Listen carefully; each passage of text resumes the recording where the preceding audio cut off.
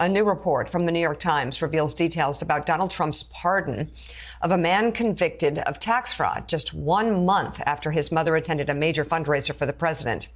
Former nursing home executive Paul Walzak pleaded guilty to tax crime days after the 2024 election and was ordered to pay more than $4 million in restitution and serve 18 months in prison.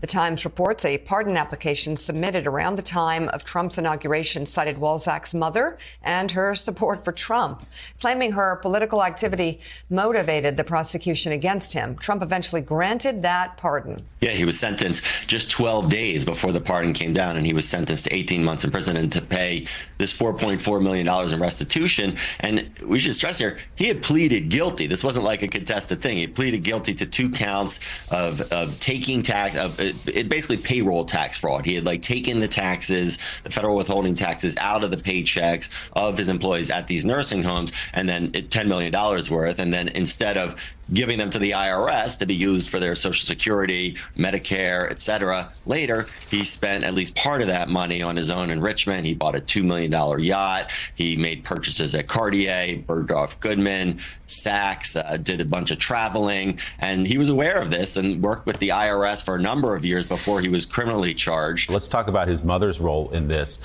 who she is, the dinner she attended last month that perhaps led to this pardon.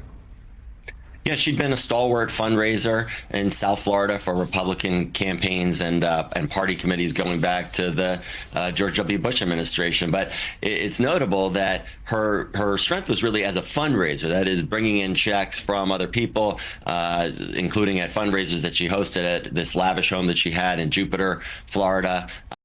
So she didn't have a record of giving huge checks, and it's interesting that she was invited as she was waiting, as her family was awaiting this word on this pardon. She was invited to a $1 million a head candlelight dinner fundraiser with President Trump at Mar-a-Lago. There's really not a lot in her Federal Election Commission record that would suggest that she had the ability to stroke this kind of check.